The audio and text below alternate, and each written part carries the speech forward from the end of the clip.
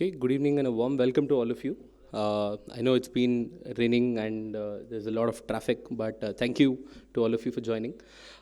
It's a Rishihood tradition that before we begin any event, we maintain a minute of silence. So requesting everybody to keep their phones on silent and close their eyes so we can begin the proceedings of the day.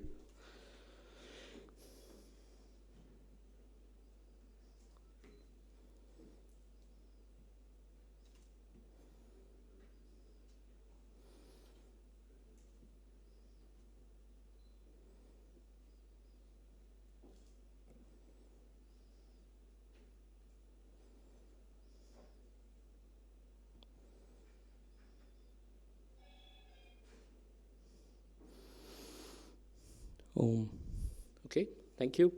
Once again, thank you for joining. A special thanks to the team at India Habitat Center who continues to support us in these endeavor.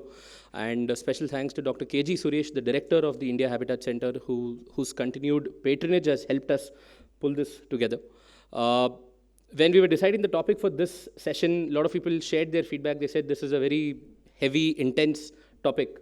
It of course is, but there's a story and a rationale behind this. The story is that in the 1930s, a group of boys at the California Tech Institute, while trying to build a rocket, burned down their dorm. So of course, the institute then told them to leave their campus so that they don't cause further damage. But then those kids went on to set up something called the Jet Propulsion Lab, which helped build NASA. So the point that we're trying to make is educational institutions have always been at the forefront of a nation's development. And this is not a new phenomenon. This has always existed.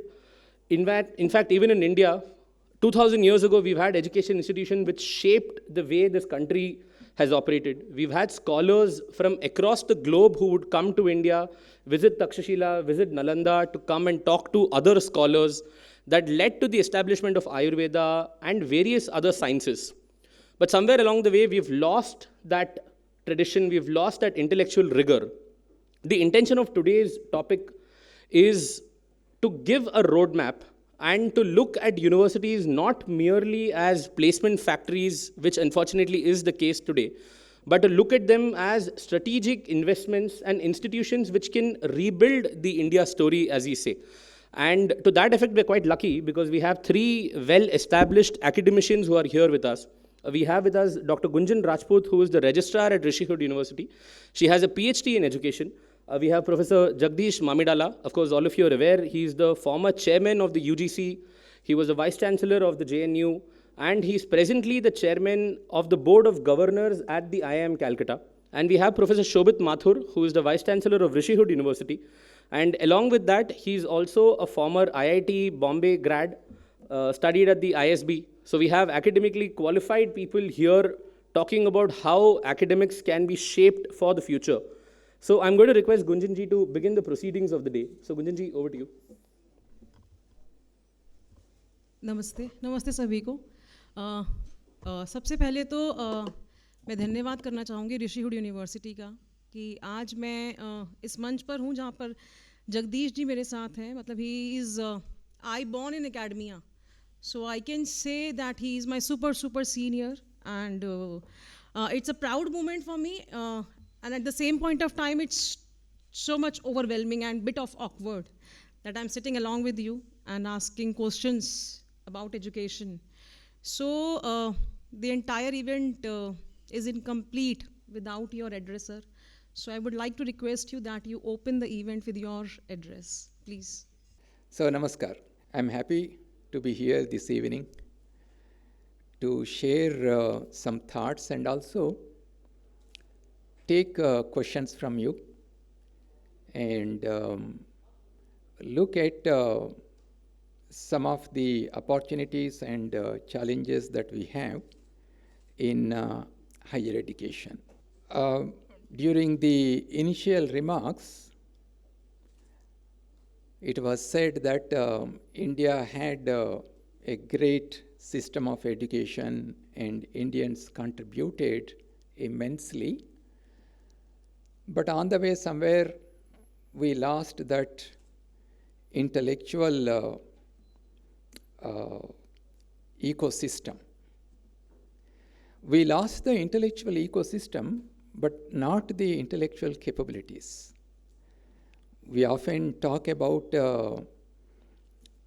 Bhaskara, Madhavacharya, Aryabhatta, and so on. We also talk about J.C. Bose, C.V. Raman, and then we say, where are the intellectual contributions from Indians? Have they developed any new technology in the recent past? All of you have used Google. It was established in 1998. The brainchild behind Google was Rajiv Motwani. He was a product of our Indian education system. Later, of course, he moved to US. And all of us use ChatGPT. ChatGPT emerged from a paper published in 2017. You know who published it? Who was the primary author of that work? Ashish Vishwani. He published a paper, and in about 5 years, OpenAI came up with ChatGPT based on that theoretical work. Today, almost 99.9% of data travels through what medium? What is the medium through which the data travels across the globe? It is the optical fibers. The concept that data can be transferred through optical fibers was demonstrated in 1954 by an Indian. And the word fiber optics came from him, from his work. His paper in Nature had 2 words, fiber optics. And today, without fiber optics, the entire data world will have no medium to travel. So, India still has huge intellectual traditions and intellectual capabilities. But it is true that the ecosystem which can nurture these intellectual capabilities, that was destroyed. And for some of you who may not know, that in 1822, the governor of Madras Presidency wanted to know the status of education in Madras Presidency. And he found that there were thousands of colleges and schools educating lakhs of students. And the distinct nature of this education was, it was public funded through donations, through philanthropy. So the education was accountable to the society. And it was socially inclusive. They found that if there are 10,000 students in a particular district in Madras Presidency, nearly 8,500 students were coming from socially and economically weaker sections. It was highly inclusive, socially inclusive. And they also found that apprenticeship, vocational education was part of their education. They were learning commercial mathematics, accountancy, agriculture, textiles, architecture, mathematics, everything. Anybody could learn anything they wanted to learn. What we call in today's nomenclature multidisciplinary education was present in that educational system. The British administrators' records say that, and of course in other regions of the country also, Bengal, Bihar, Maharashtra, and everywhere they conducted surveys. And the administrative records say that they could not find a single village without a school. That was the educational system that we had in our country. And the education was also synchronized with the seasonal changes and with the work schedules, so that the students can synchronize their education with what is happening in their life, how the seasons are varying. What we call today the nomenclature multi-entry, multi-exit, it was there, but in some other form. That means there was no question of somebody being seen as a failure if they fell out of the school system, because they could come back and then continue. And in addition, entire education was given only in the local language, in the mother tongue of the kids. And it is from this educational system that we could produce such great people, which the entire world recognizes now, whether it is science, philosophy, medicine, engineering, architecture, and so on. But in 1835, the British administration, they took a decision that all these traditional schools and colleges will be de-recognized. Only those schools which educate in English, which impart knowledge from the European study system, educational system, only they will be recognized. And the next year onwards, the literacy rate of India came down to 2%. It was like almost 98%, everybody was educated, but it came down to 2%. And they deliberately, it is not anything ideological, it was an administrative step to destroy the educational system. And since then, our education system suffered enormously, and even after independence, for the last 70 years, we could not fix what was lost in our educational system. In spite of that, because of our intellectual caliber that Indians have, even today, across the globe, India shines. India is respected. The serious effort to look into our educational system, right from schooling to the higher education, it started only in 2015. And it took about nearly 5 years of deliberations across the country to come up with what we call now the National Education Policy 2020. A lot of effort went into it.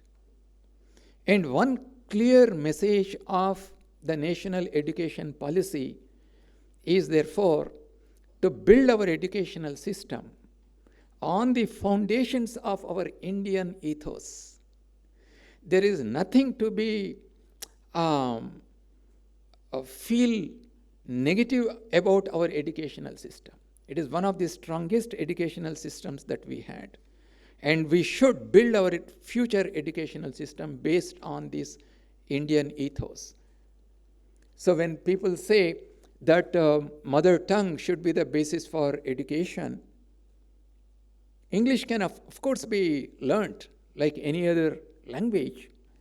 When we say it should be based on Indian ethos, we are reconstructing our education system to recreate this ecosystem in our country where people without the fear of failure can innovate, can create new knowledge, and build new technologies.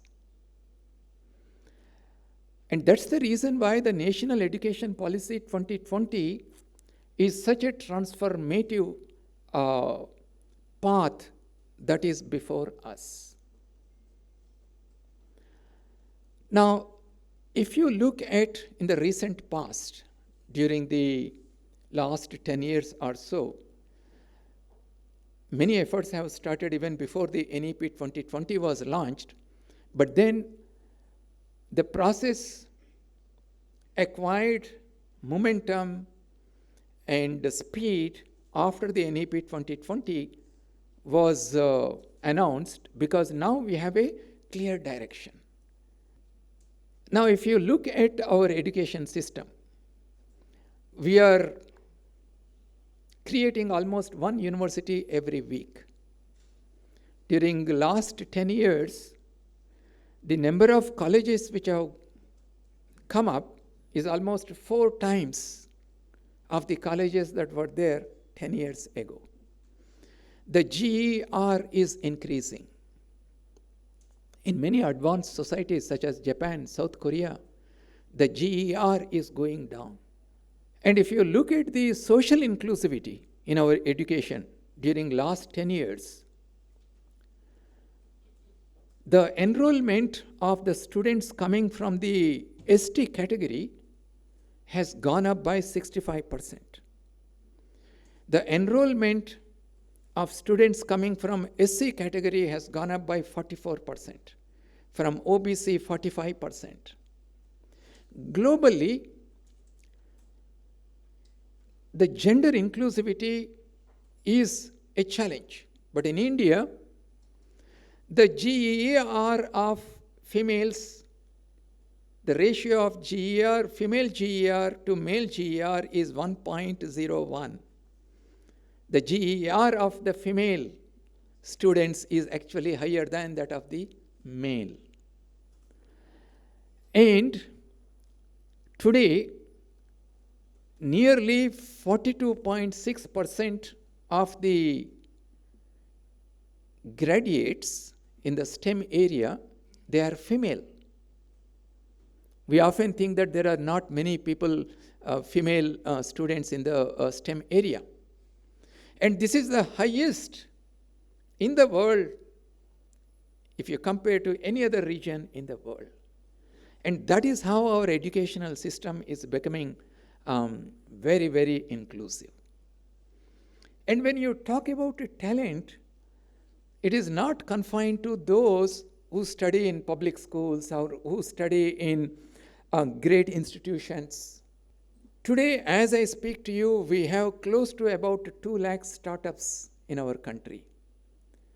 And 2/3 of them, they come from tier 2, tier 3 towns and cities. And majority of the founders of these startup companies, they come from ordinary families. That is the extent of talent that we have across the country. Now we need to nurture this. We need to create an ecosystem where we amplify the opportunities to the youngsters across the country. And that is where we all play an important role as academicians. Of course, there are regulators. We have NEP 2020, and we want to do many, many things, but then there are also roadblocks. And these roadblocks are created by the regulators, because regulators also come from a mindset, a background, an ecosystem where they wanted to control everything. But education, if it has to flourish, it can only flourish with broad guardrails and sufficient freedom to innovate and be creative. But unfortunately, there is multiplicity of regulators, and this regulatory mindset of micromanaging everything within the institutions, that has caused enormous damage to our educational system. I come from IIT system, both as a student, as faculty member, and I have often said this, that fortunately IITs were not under any regulator. That's the reason why they could grow to be such great institutions. Sooner or later, we will also be looking at the regulatory system. You all know that the Vikasit Bharat Shiksha Adhishtan is with the Joint Parliamentary Committee. Sooner or later, we will have a much more integrated regulatory system. But the very word regulation is also something that we need to understand. Regulation is not for controlling the educational institutions and their processes. Regulation is primarily meant, in my view, for three reasons. One, to protect the interests of the students. Two, to make sure that the educational institutions focus on providing quality education. And three, to build public trust, because educational institutions are social institutions.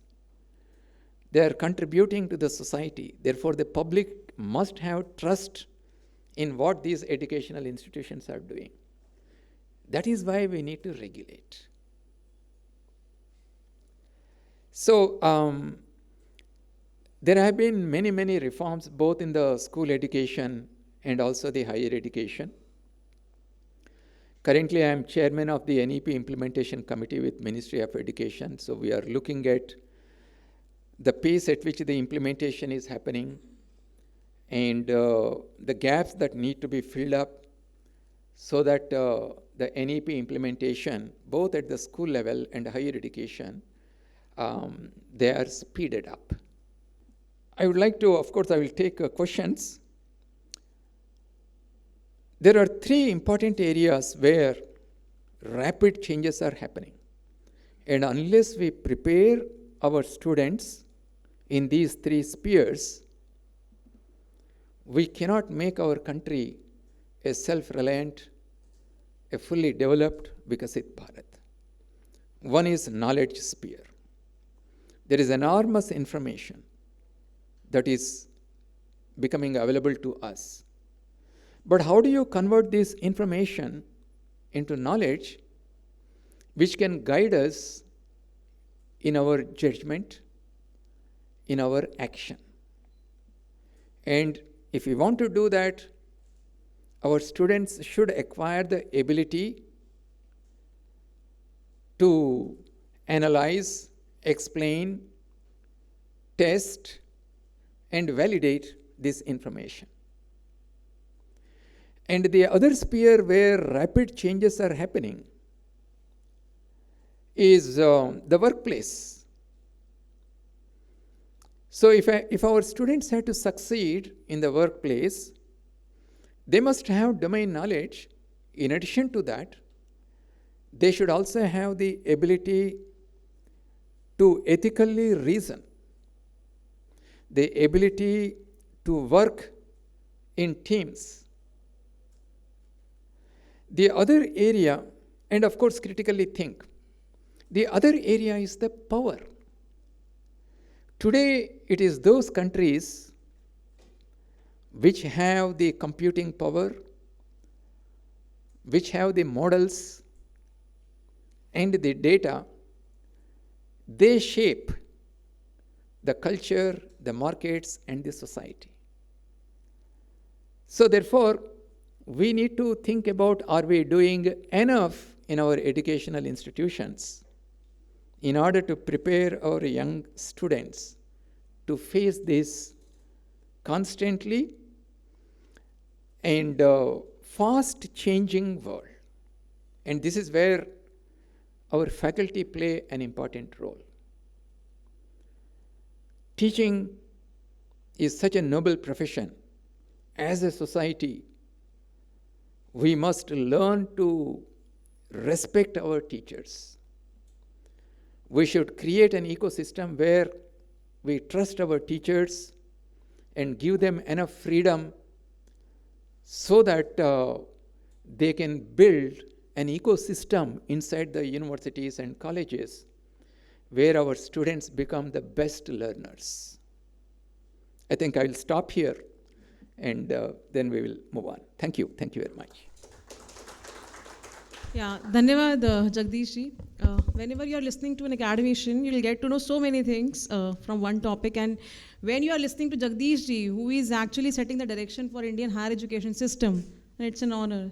Thank you so much, sir, for your words. Now I'll move on to Shobhit ji, our Vice Chancellor, who has actually initiated this idea of having panel discussion before introducing any change in the university.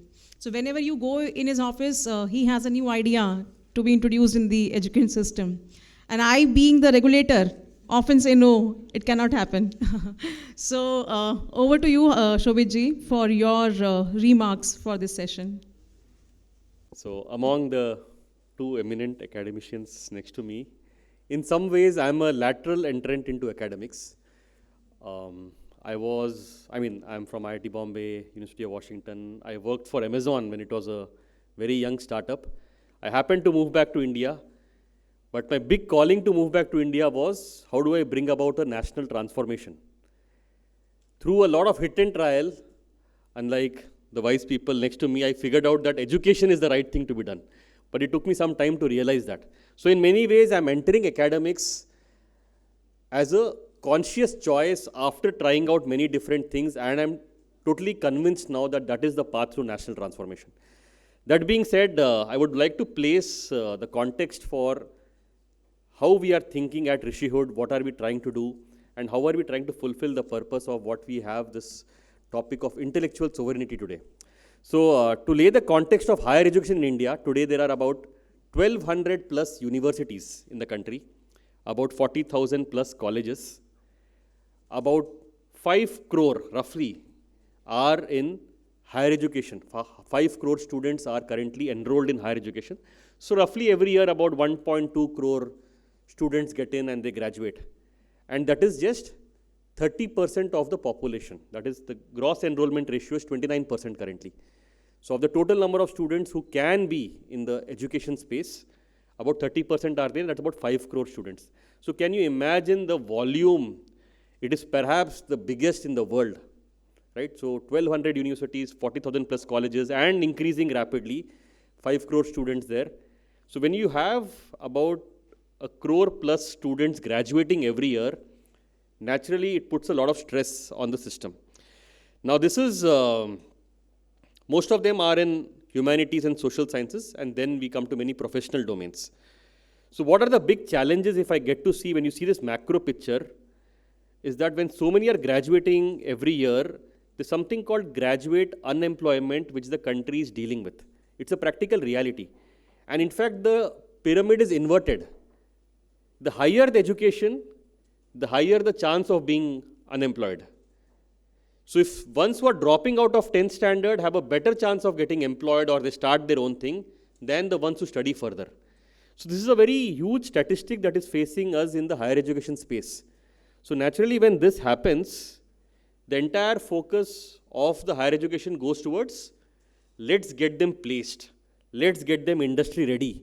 So the system is being optimized that how do we get industry integrated, which is a very important thing to be done. I'm not saying that it is not important, but when you have a huge volume of students graduating and the chances of them being unemployed or underemployed is very high, then you start focusing on placements.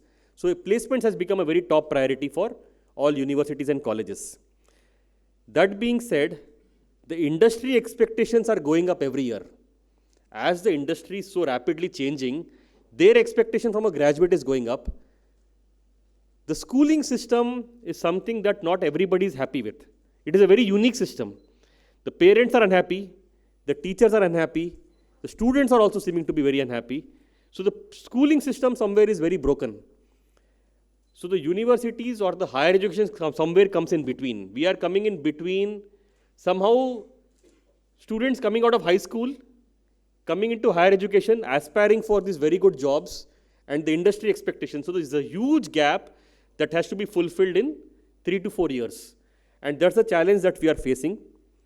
Additionally, there is also a huge coaching culture. We cannot deny that. If you go to high school today, mostly you will not find many students there because most of them are going to a coaching center. So you have coaching, you have schooling, and you are getting graduates out of that coming, entering higher education where their expectations are, we will start meeting industry standards. So the university system is highly under stress on how do we get these placements done. That is one big pressure that is facing universities. So naturally they have become what we call them as degree shops and job shops. So it has become a transaction. I have, especially in private education, that I've paid you a fees, I expect you to give me a job. That is, it has, So from the great Gurukul education and what we had in pre-colonial times to what it is now, it has slowly become a very transactional thing, and the original ethos of education is somewhere getting lost. It is natural pressures on the system. Nobody is trying to do this, but it's happening. Placements, publications are the next big pressure, because once you start fitting into the norm of the universities that are there globally, it has primarily come down from a German education model that we have adopted, where research, teaching goes together, publications are important. These are all important, but as soon as you bring in rankings, accreditations, so publications becomes very important. So somewhere the ethos of research is also being commoditized in terms of publications. So what I'm trying to say is overall the university system is highly under stress. We are aligning more towards placements, we are aligning more towards publications and rankings. And most of the universities you will see have somehow straitjacketed themselves into this. So the larger purpose of a university somewhere is lost. The examples of Takshashila were taken here.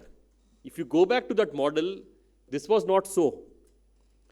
Institutions had a much larger mandate than just being degree and job shops or placement shops in that sense, right? So what way we call that at Rishihood, we had a three-pronged mandate. First is what we call as Vyakti Nirman.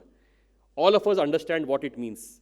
It is not just professional skills, it is creating people with the right character and competence to be in public life. We have reduced universities to become merely skilling centers or placement centers in that sense. But a person's character is much beyond that. You should be preparing them for life and not preparing them for a job. Job is a part of life. But somewhere the Vyakti Nirman mandate of universities is getting lost. The second pillar of a university is what we call Vichar Nirman. Now, Vichar Nirman is beyond just research and publications. It is shaping the way society thinks. In the entire societal structure, there is only one institution that has given the mandate of shaping societal thinking, and that is universities. It is not to be done by the bureaucrats, it is not to be done by the politicians, it is not done by anybody else or civil society. It is the universities that shape the way societies think. We have also kind of crippled the whole research mandate and brought it down to merely publications, while the mandate is larger. It is shaping how society thinks, or Vichar Nirman. And the third and the completely lost mandate is what we call Vyavastha Nirman. We are institutions that will build nations. Every great institution, every great country, if you look at it, has been built on very strong institutional foundations. Somehow we have lost it. We are not even thinking of participating in state building or nation building. We have distanced ourselves from that. But universities have to realize that their mandate is also Vyavastha Nirman. So this is something that we should all recollect and go back to the original ideas of building a university. And what is the topic? We have to align with the national priorities naturally. What are the big national priorities? Jagadesh ji towards his end said that there are some big challenges facing the nation. Are we even looking at them? Are we translating that into our academics? Are we translating that into a research agenda? Our neighboring country is doing that. And now they are competing to be a global superpower because they have building institutions, they are building their research, they are building all their capabilities, aligning with the national priorities. Okay, so sovereignty comes from that. So we should be looking at that. This is a thought that me, Sahil, and other founders at Rishihood had, and hence we thought that we need to bring back the original mandate of a university, and that is how Rishihood University was born. Interestingly, it was born along with when NEP was born in 2020, and COVID happened, and the farmers' protests happened, many different things happened, so we took birth at a very difficult time. But this is the purpose of, the original purpose of universities that we want to bring back at Rishihood, and that is what we're trying to do. That being said, we imagine ourselves to be a disruptive higher education institution that is asking questions from first principles and trying to take us back to the original purpose of universities, but there are naturally challenges. Of course, there are regulatory challenges, which I'm happy that a lot of it is being deregulated as we speak. But beyond the regulations, there are a lot of entrenched cultures and mindsets. People assume universities are only this, research only means this, culture of an institution has to be this. So it is not what is actually in letter. It is probably much deeper and ingrained in us that we are unable to imagine what can be something new. So this is what we are currently working towards. How do we, within the academic system that we are a part of, how do we show a model that is very different and that is taking us back to the original purpose of universities and aligning with national priorities? As we are overcoming that and establishing Rishihood, and we have made a lot of rapid strides in the last 5 years, the next big challenge that has hit us is AI. It is something that every academic is talking in smaller circles and is wondering now what is the purpose of universities, what is the purpose of teaching, learning, research. When knowledge production has become democratized, it is in everybody's pockets. So we now have to completely reimagine the purpose of university, purpose of faculty, purpose of research, because as technology advances, these questions are emerging, and that is what is the next big challenge we are dealing with. But we want to take it head on, and we want to keep innovating and keep showcasing a model of higher education in the country that is aligned towards national transformation. And we hope that in a few years' time, we can showcase that how Rishihood has been able to navigate this path and become a model for others. Thank you. Thank you, Shobhit ji.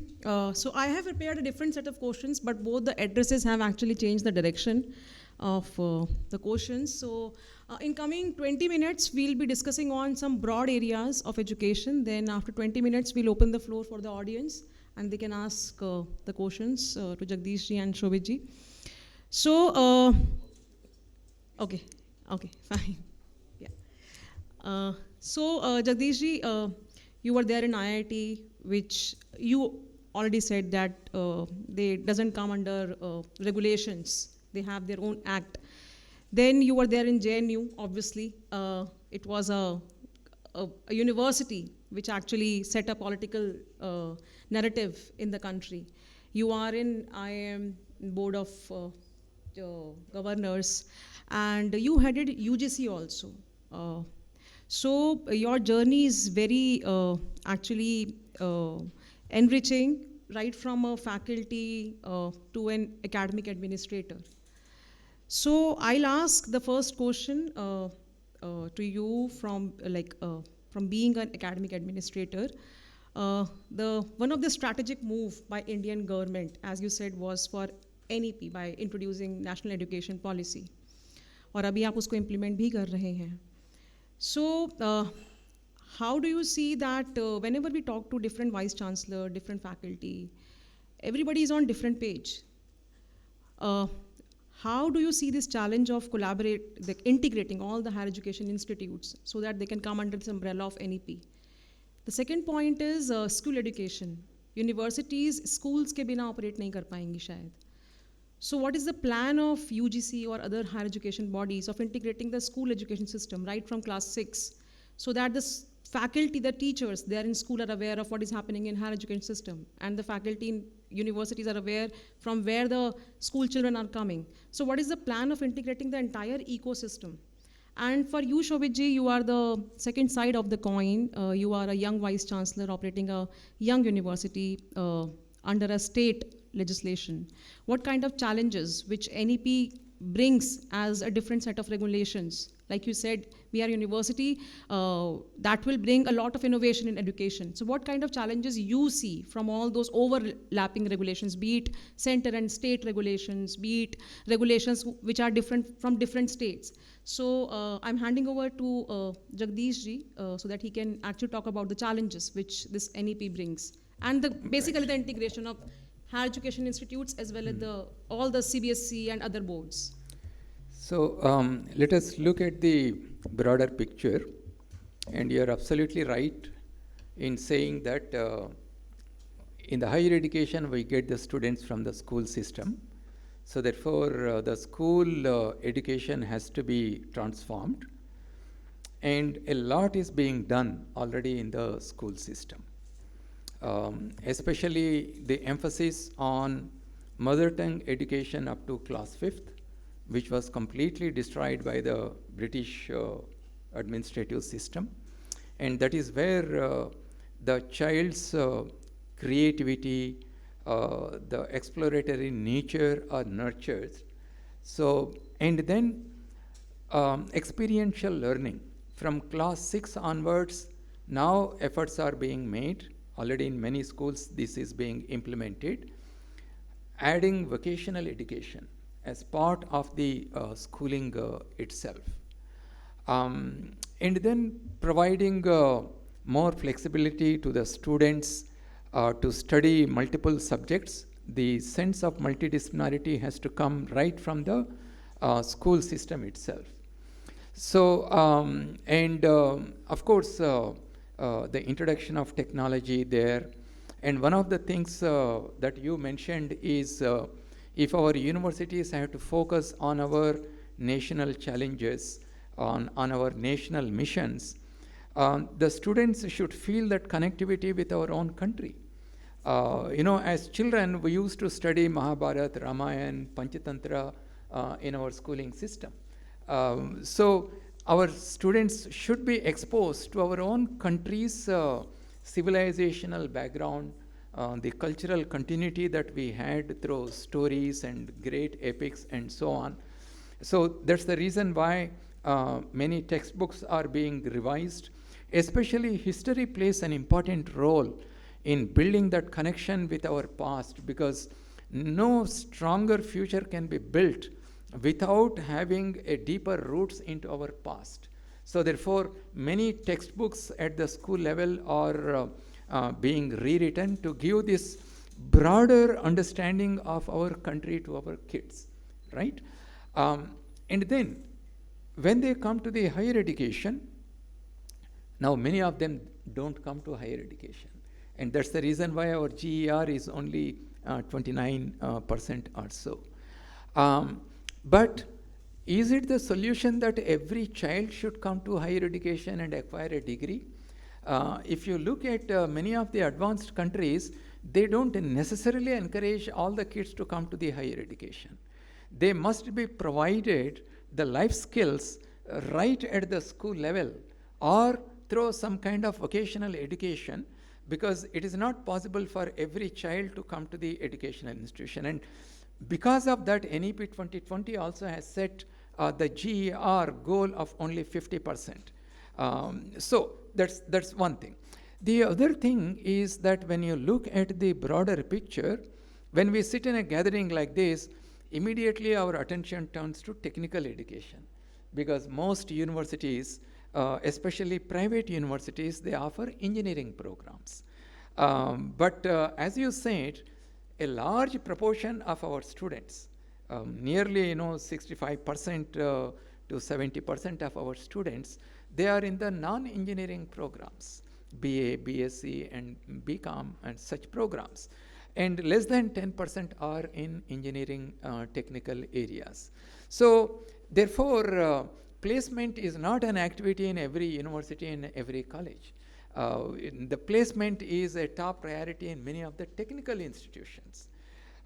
So therefore, as an educational institution, if our country has to become economically stronger, every individual, every young person should have the necessary skills to participate in one or the other economic activity. Then collectively it will strengthen our economic system.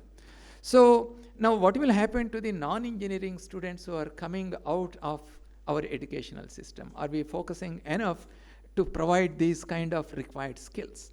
Now, manufacturing is one. Today in our country, services also is another big sector. In fact, the Ministry of Skill Education and Entrepreneurship, they made a survey. Which are the domains in which there is a fastest growth of jobs? They found in modern agriculture, in animal husbandry, in modern retail and logistics, in electronics, computers repairing, textiles, Are our universities providing any skills where there is fastest growth of jobs? We are not doing. And that's why the NEP 2020 says that we need to provide enough flexibility in the curriculum itself so that the students can satisfy their academic goals. I'm interested in ancient history, so I use 50% of my credits to study ancient history and satisfy my academic goals. And then the remaining 50% of the credits, I will do mini vocational or skill-based education. So that when I come out of the educational system, my job opportunities will grow. And I will not go and ask the university, you provide a job to me. I have enough skills, I am confident. I get employed or I become an entrepreneur myself. So this is what we need to do in our higher education system. But the challenge for us is, as you rightly said, the mindset. Many people, they are either not aware that many of these things can be done, or even if they are there, the institutional culture, they think that it doesn't permit them to implement. But this is where courage is required, and risk-taking behavior is required. Only those people can succeed in life, can bring change in the system if they have enough risk-taking behavior. When you take risks, it doesn't ensure that you will be successful all the time. You will encounter many failures. So you should be prepared to learn from those failures and then build successful systems. And that is what we are trying to do by meeting vice chancellors and faculty members across the country. We conduct many meetings and discuss with them. So the process has to be speeded up, and that can happen only as faculty, as educators, we acquire that risk-taking behavior. Okay, so I'll try to address the question of how Rishihood is trying to do this, or what are the challenges. If you talk about regulations, I can talk all night, so I will not do that, because definitely it is perhaps India's most highly regulated sector. But there is an underlying mindset behind this.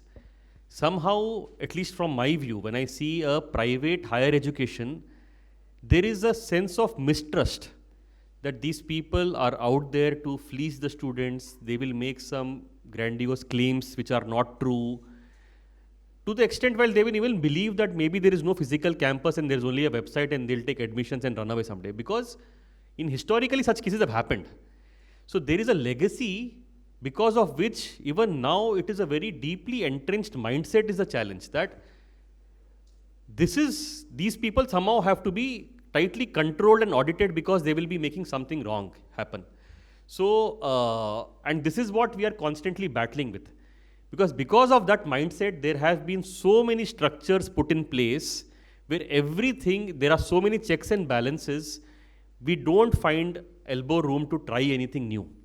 That being said, yes, there has been a deregulation process that is constantly happening, and Jagadesh ji's tenure at UGC played a very significant role at that. But even though those things in letter are gone, it has not gone from the mind. So even to this day, I feel the tragedy of education today is it has made most of our faculty, administrators into some form of automatons that somebody has to tell me what to do. Even if you give them the freedom, they're unable to break their shackles and think with courage. So if you say, okay, you can make your own curriculum, for example, I'm not taking an example at Rishihood, but in general, people will say, what is the curriculum at DU? That is a benchmark, let's adopt that. Because it is safe. No, you can build your own curriculum, entire freedom has been given, like we were discussing before this session. If I say you can build your own, what is the AICT guideline? Let us follow that. For everything, there is, because for so long in their academic careers, we have only polished them and audited them and reprimanded them for violating the box, that they can only think within the box when the box doesn't exist. So this is a challenge from a Vice Chancellor's perspective, that they're unable to think. Interestingly, the students have broken out of this. They want innovation. They want new things. But somehow the system is not moving at the same pace. So there are a lot of unwritten rules which we are trying to change. So when like for example, what I'm saying today, the university ka purpose kya? It should not be a speech at all. It should be very well understood that universities are national assets. Universities are ones that will make the nation progress. You should innovate, you should take courage. This is to be a constant reminder. Please take risk, please try something new. Don't be afraid, we are there for you. And if we are only training our faculty to think like this, how will it translate into the classroom and into the learners? If there is no risk-taking capability at the top, forget about what's going to happen in terms of what they do. So though there is a lot of freedom given now, still a safe game is being played, and that is the mindset I'm trying to break. When she says every day she comes to my office and I tell her to break some rule and try something new, that is what I'm trying to do consciously in my office, that there is nothing written. Why are you not just thinking afresh? Forget the past norms. But I think that is going to take some more time, because I think mental structures take much more time to break than policies in some ways. Just want to add one more thing to what you said, that the regulation is happening in layers. At a central level, a body like UGC or AICTE, it is trying to deregulate. But at a state level, you have other regulators who may not be in tune with what at the central level we are doing. I'll give you an example. In a campaign mode, we wanted to approach well-established colleges and give them autonomy. We called people, had meetings, and we during my tenure, we brought a new regulation for autonomy of the colleges. And we started giving autonomy. Earlier, the autonomy was for a tenure, but then we said, no, you can have autonomy as long as you want, provided you stick to this kind of quality assurance. But then the state universities, these colleges come under them, they refused to give the autonomy. And some colleges had to go to the courts to get the autonomy. And some universities, they said, we will give only 10% autonomy. UGC might have given you 100%. But I think this layered structure of regulation also perhaps will be eliminated once VBSA comes, because in VBSA there will be state government representation in all the three verticals. There will also be state higher education institution representation in the top apex body in the commission. So therefore, it will be a collective effort in setting the system right. So hopefully, I think more freedom should come to the institutions. That is one. The other one is, again, once VBSA comes, all institutions should mandatorily disclose information about their institutions, including the audited accounts of their revenues, what is inflowing, what is outflowing, how the money is spent, and this will be seen by the public. So therefore, that is one way of creating trust in the people, that we are transparent. So this is how we function. But there are always bad elements in any system. For example, we were trying to contact a vice chancellor of a university. I will not disclose the name and the place from where. And after weeks of finding, we found that that vice chancellor, he didn't come to the university during last 1 year. And he stays in his hometown, and the university is running. And there were cases of some universities that we caught that they were completely violating the PhD norms, regulations, and awarding PhDs. And after enough investigation, we debarred them from offering any PhD programs. So, however, we should not fall into the trap of setting the entire regulatory system, keeping those bad elements in mind. Then you are stifling the entire good system. So therefore, a balance has to be there, and VBSA's focus is to bring that balance and encourage. That is why we talk about light but tight. Light means regulatory bodies should not interfere with the institutions. There should be timely decisions taken by the regulators. Tight means building accountability into the system. So hopefully that should happen as we move forward. Thank you. And we should open up for the audience. Yeah. Same question you want? No, if they have any questions. Yeah, if they have any question regarding the same thing or like they want to ask. Yeah, please. Sushmita. Do we have time? IIT Delhi alumnus. Namaste to all. So thank you so much for sharing your entire spectrum of like so many universities that you have led, and Shobhit sir and Gunjan ma'am. So this is to do with like courage, clarity, and conviction. These I think I'm audible. It's for the recording. So, like Jagadesh sir said, like it's lot to do with courage, clarity and conviction. वो तीनों ज़रूरी है. तो what I feel clarity अगर class 8 में आ जाए life में क्या करना है school भी मत complete करो if the personality is built, and like Shobhit sir was saying, so I believe the kind of engineer somebody is depends on the kind of person they are. Kind of doctor they are will depend on the kind of person they are. Kind of prime minister they are depends on the kind of person they are. So वो व्यक्ति की रचना, character building is very very essential.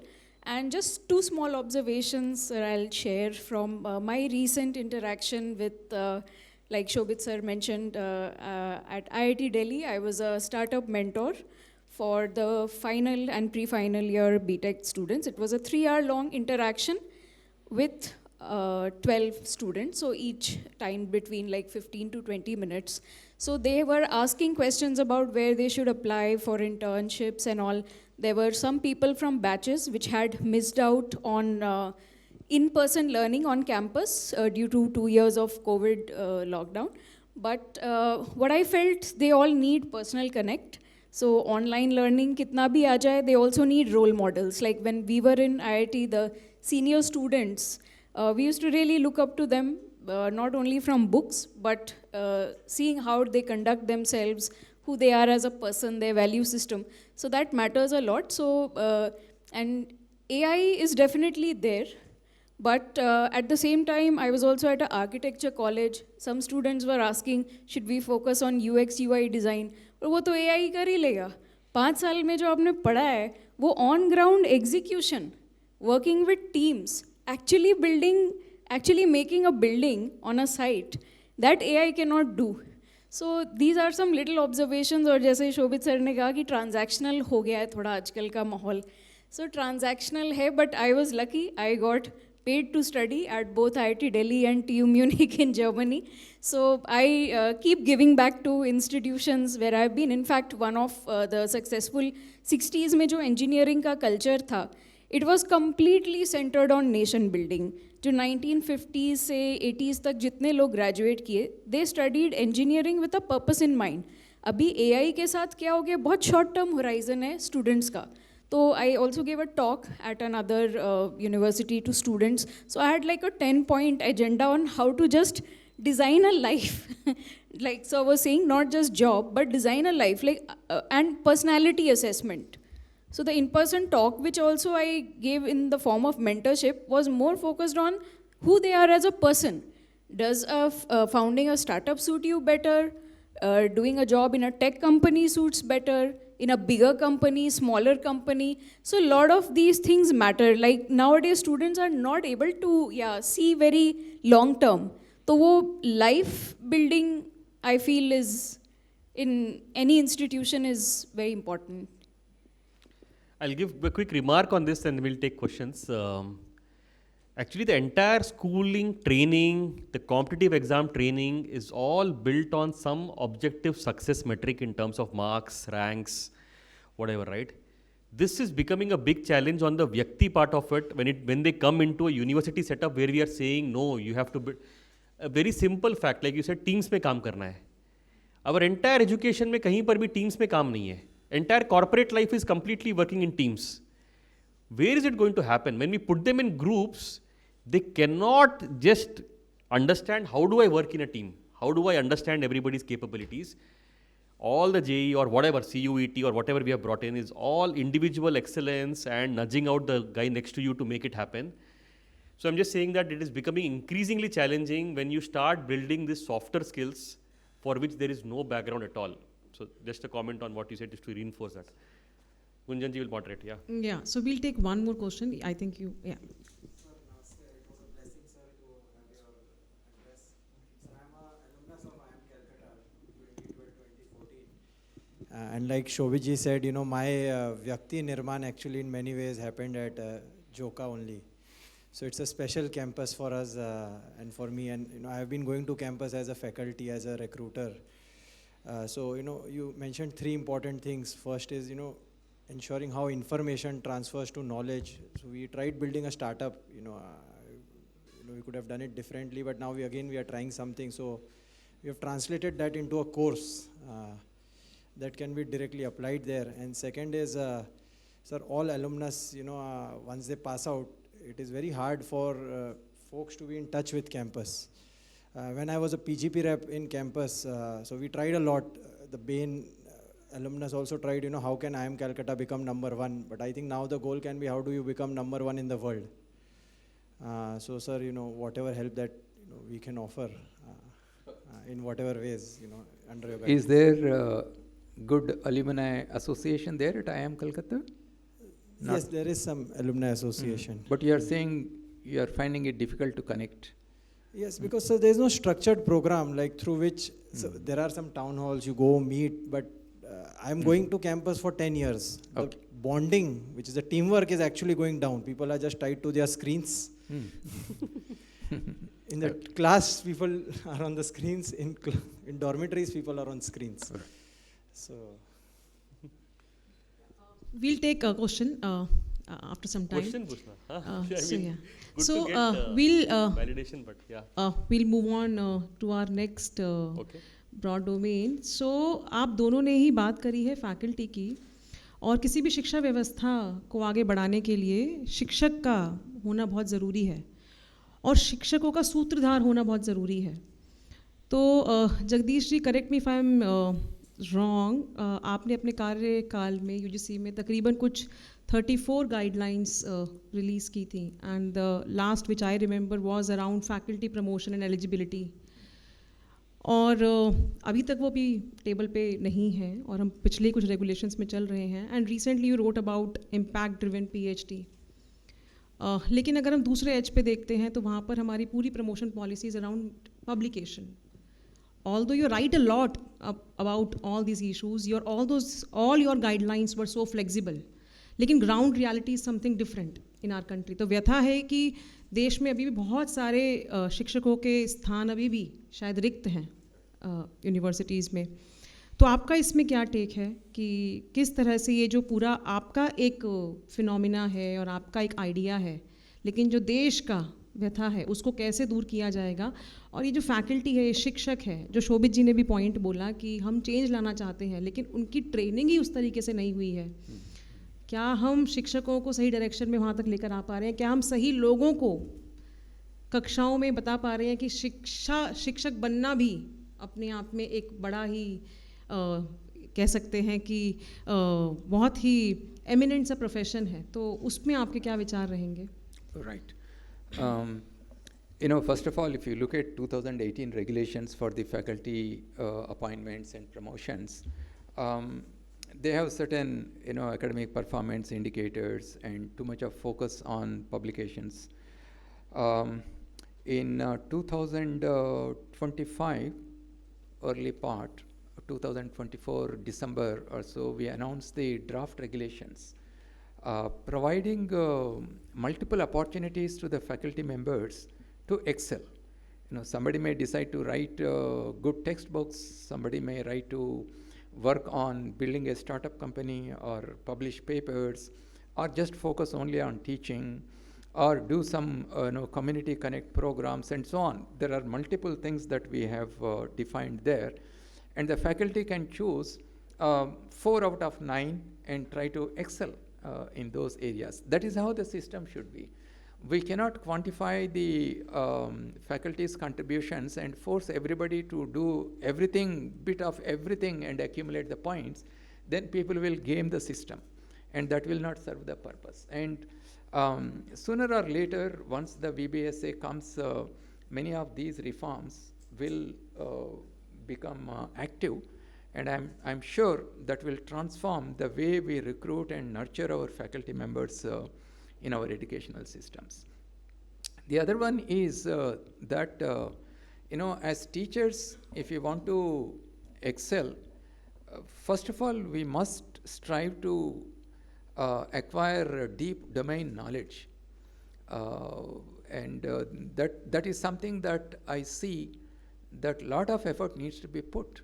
When I joined as an assistant professor, the next day I was asked to teach by the HOD a first-year BTech class at IIT Delhi, Principles of Electrical Engineering. I walked into the classroom, there are 150 or 170 students, right? So then I had to really spend a lot of hours preparing for the class so that I meet the expectations of the students. So we should not take teaching as a casual activity. Even if you have acquired years of experience, when I am walking, even after so many years of teaching, when I am walking towards my classroom at 7:45, my class is at 8, I'm constantly thinking, what is the first expression I am going to say in the classroom? How am I going to grab the attention of the students? How am I going to build the story? My lecture may contain a lot of equations, but I basically provide it as a story. Then everybody gets interested in the twists and the turns of that story, and then it gets absorbed. So you need to have those kind of communication skills. As a teacher, we also need to be actors on the stage. And the other one, very, very important thing I see is that trusting the students. Often we think that the students will cheat, and it may be happening, that is true. But if you build that kind of relationship with the students, and if you trust them, it is very unlikely. I had examples of students, after 5 p.m., they were supposed to submit the homework by 5 p.m. At 5:30, I see a student coming to my office and say, "Sir, I missed submitting. I crossed the deadline. Can you give me the opportunity?" He could have simply copied and submitted. And then I asked the student, "Okay, you sit here and then work and you submit." And I love teaching large classes, 200, 250, 300 students. And when I give the quizzes to the students, one thing is, people may copy from each other, so you put half a dozen of your TAs and then they will see. I said, no, you sit in the teams and then you work out the quiz. And I can see the noise going up in the classroom. And then I see at the corner one student sitting, he doesn't know what to do. Then I call her and say, no, you find a team and you work with them.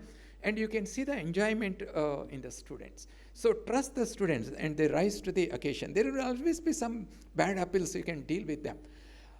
And the last one, I would say, is that we should have empathy towards our students. You see, students are always in an anxious mood. I tell this to my students that, I just pick up a chalk piece and then throw on a student. Student obviously will ward off that. I said that is what is called fear. Fear is a natural response to ward off from any real-time threats. But then if the same student is thinking about tomorrow also I may throw, day after tomorrow also I may throw, then you are no longer in fearful situation, you are in an anxious mindset. And anxiety is what will kill all your energy in your system. So therefore, these students are in an anxious system. We need to have that empathy to our students. Sometimes I saw one student sitting in a very, in a very bad mood. He was not looking at me at all. At the end of the class, I went and asked the student, his mother died last week. That is why the student was so sad. And talking to that student. And another important thing I found is how do you connect with the students? Remembering the names. If I have 200 students, I take all their photographs and I by heart their names. I can remember at least 100 names. And see the magic when I ask Bhaskar, what do you think of this? That person feels the importance. In 200 people, my teacher called me by name. And then that student gets connected. Often people say that, we had this luxury of only 10 or 15 students in my class. I could connect with my students so well. Now with 200 students, what I do, again, it's a mindset. It is not the number of students. How you connect with your students is the changing the mindset and connecting with the students. So have empathy, have deep knowledge. And when you walk into the classroom, 400 eyes are looking at you. So we often think about values and character. Every step you do, everything that you do in the classroom, your students are watching. And that's how you build values in your students, not by teaching. All my classes always started at 8 a.m. My students, 99%, they were there by 8:55. By 7:55, they were all there. One or two art students may walk in, but then they know that they are doing something wrong. Next day, they will come on time. You don't have to tell them to come on time. It is your conduct which will provide the values. So that is why I say that we are actually natural leaders. By interacting with our students, by standing at the podium, you are shaping the thoughts of your students and then shaping the future of our students. You feel so wonderful after 20 years, 25 years, the student comes and tells, "Sir, I still remember that concept that you taught in the class."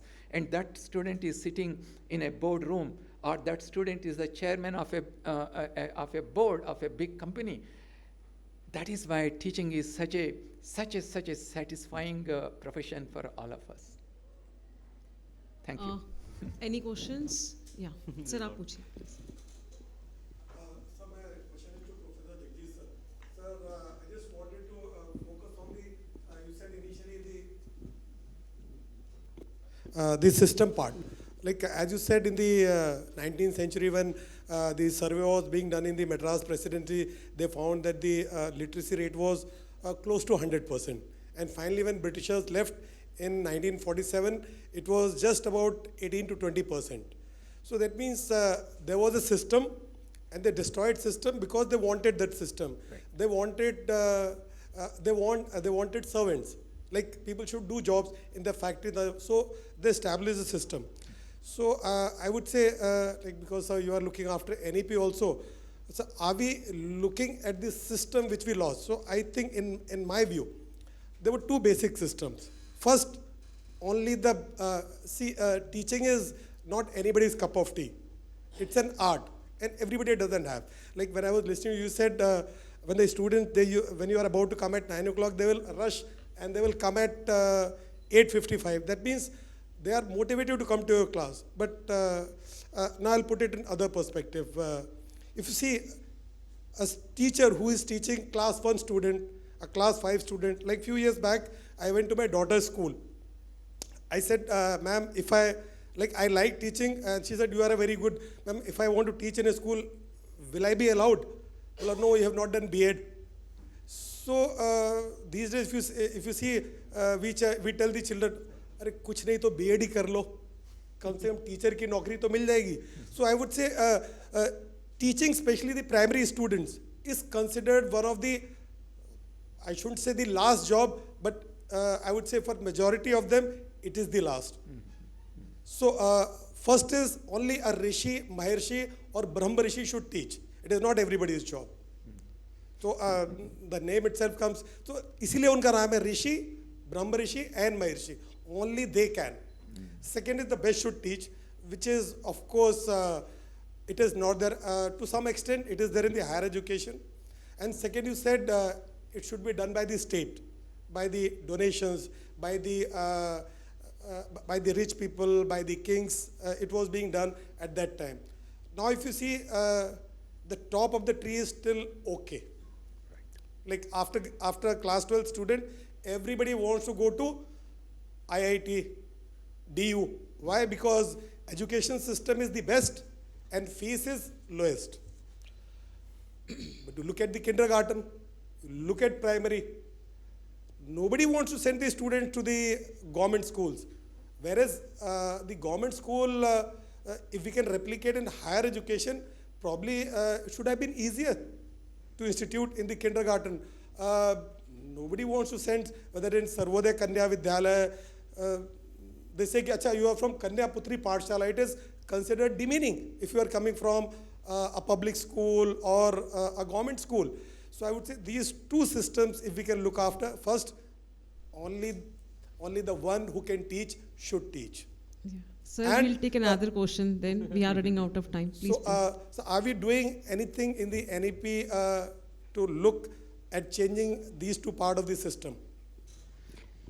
No, in NEP We are not looking at filtering between only those who can teach, who cannot teach, because as long as we acquire certain qualities, one can learn and become a good teacher. There's nothing. Yes, some people may have a natural flavor for teaching, like somebody can be a born actor, but somebody can attend an acting school and also become an actor. So I think the opportunity should be open to everybody. And as far as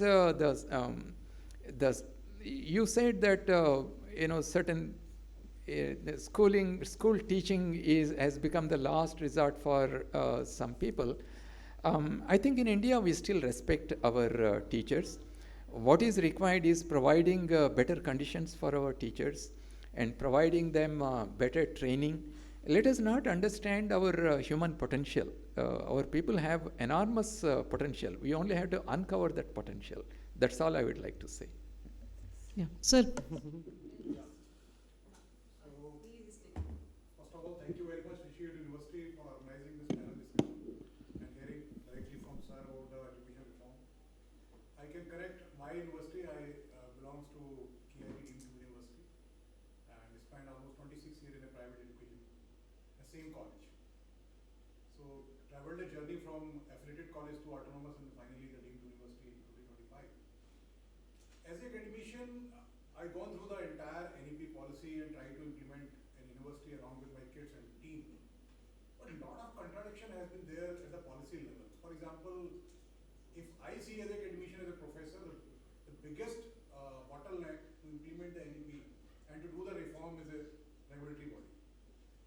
And for example, NIRF ranking.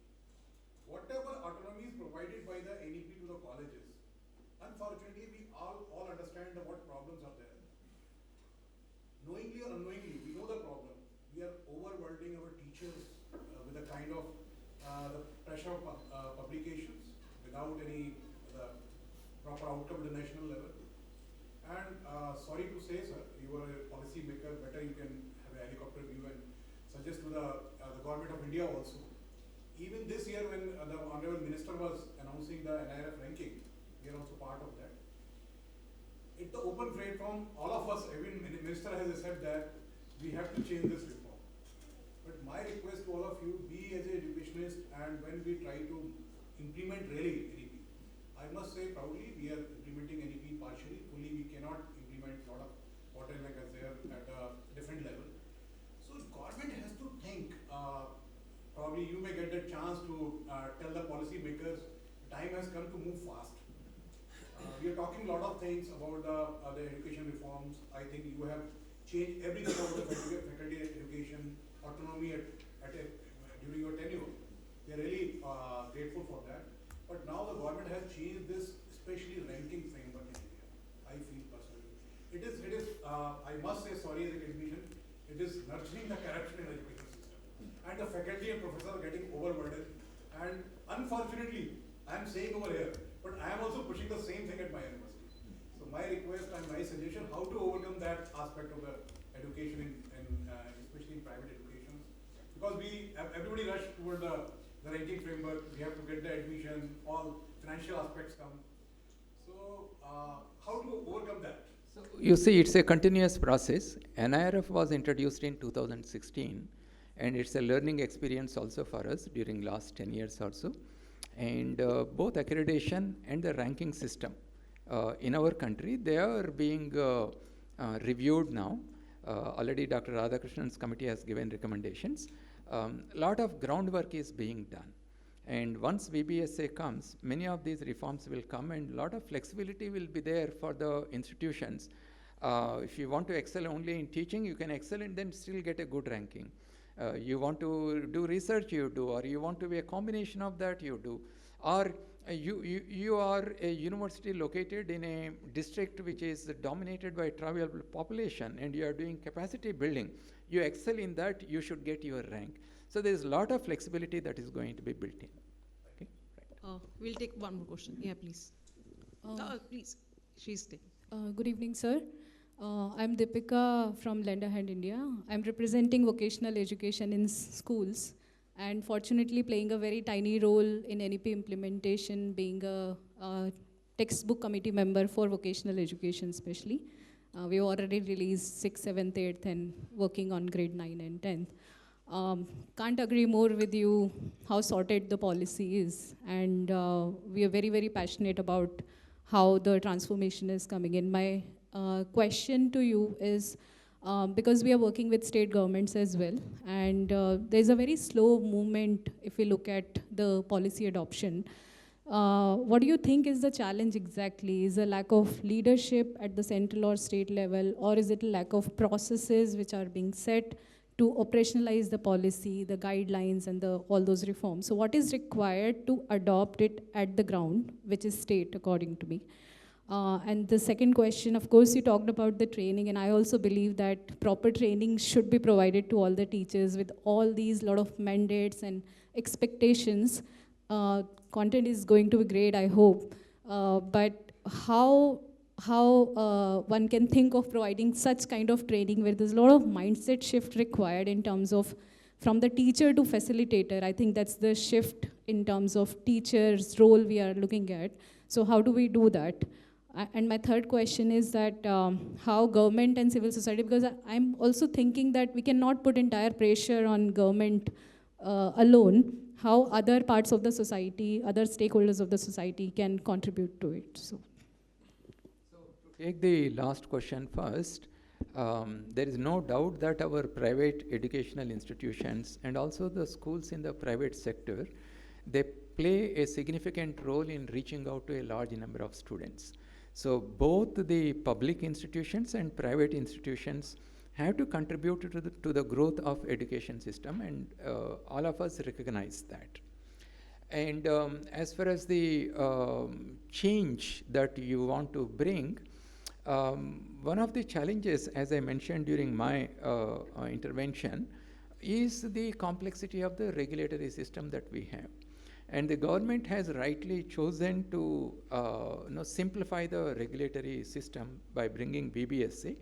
And sooner or later, I'm sure through the parliamentary process, once BBSA comes, there will be a lot of flexibility that will be built into our system. So we have brought a lot of reforms during last 5 years, but for their effective implementation, integrated, simplified regulatory system also is essential, and the government has recognized and doing that. And the third one is the vocational part. You see, in our society, it's also important to focus on the dignity of labor, right? It's not that, there are two kinds of things that we need to do. One is doing research, outstanding research in emerging areas so that our country can lead scientifically and technologically. That doesn't mean that every university and college has to do research in emerging areas, right? Those which have the capacity can move towards that. And then there are a large number of students who are first-time learners, first-time degree holders. They come from socially and economically weaker sections. And for them, the first objective is to get some kind of skill so that they can participate in an academic activity. It could be self-employment, it could be a job in some place, and so on. So are we meeting the aspirations of that cross-section of the students? From among them, some of them may come up over a period of time, move to higher education, and then do other things. So this is an area I think our universities have not focused enough. And that's why we are now focusing on things like apprenticeship embedded degree program. Bombay University has introduced some 30 apprenticeship embedded degree programs where students can go and work up to 2 years in the industry, and they co-design the syllabus, and the students are ready for employment, and they are looking for skilled people, and the university is happy that their students are getting the jobs. There is a university, 2 months ago I was in Jaipur, there is a university in Rajasthan, they have introduced this AEDP. There is a university in Orissa, they have. So what is stopping our educational institutions to work with the local industries and design a program and employ the students? I was in Surat, the Surat Textile Industry Federation, the head of that, he was telling that this textile industry employs lakhs of people.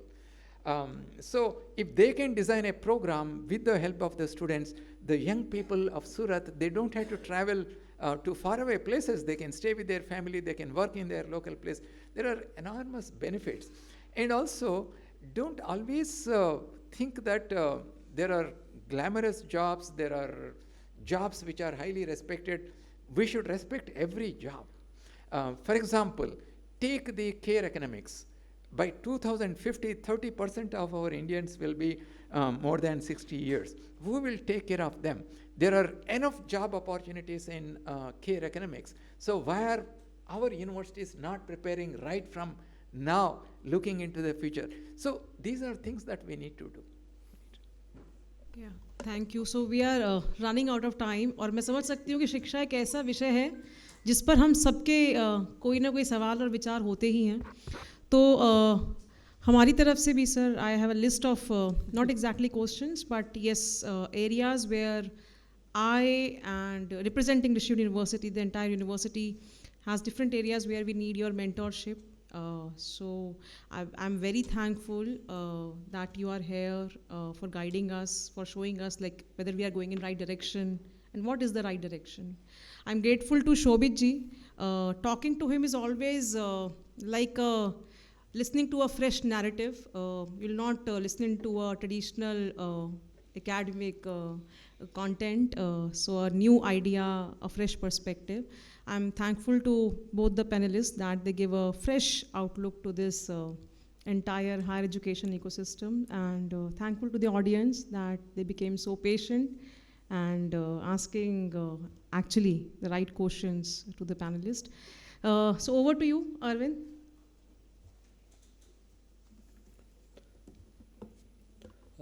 I just realized I think it should have been a much longer discussion in a much smaller group because questions would have never ended.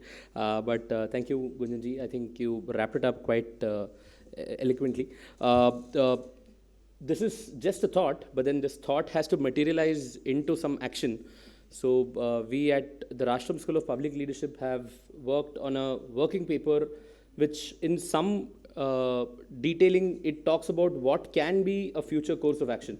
So I would like to request Professor Shobhit Mathur, the Vice Chancellor, to gift a copy of this report to Professor Jagadesh Mamidala.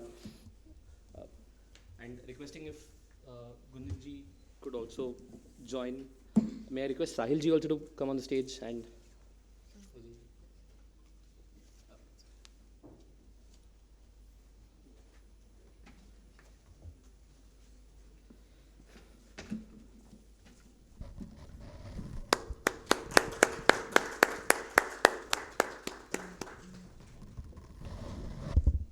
In 2016, when we were a much smaller institution, you had come to one of our events called the Policy Bootcamp, which sort of was the fountainhead of what Rishihood is today. So as a token of our appreciation, requesting Shobhit ji to again gift a copy of the brochure and... जहाँ विचार केवल कहे नहीं जाते, जिए जाते हैं. 15 दिनों की इस यात्रा में हमने देखा विचारों का मंथन. This is also the 10th edition, sir. So hopefully we can host you on the 10th edition. निर्माण की ओर बढ़ते ठोस कदम. हर संवाद में था एक भविष्य. Many of the alumni of this program are also here in the audience. So, yeah. Hopefully we get a chance to host you on the campus. And thank you to the audience. Special thanks to the team at India Habitat Center and Dr. KG Suresh, who's been a huge patron of this. We keep doing these lectures every month, so requesting you to stay in touch with us. Our social media handles are at the Rashtam School of Public Leadership. We're on Twitter, Facebook, Insta, everywhere you can find us. My colleague is here. He's the marketing guy. He's been pushing me to tell this to all of you. So we'll close with a minute of silence and we'll end the session.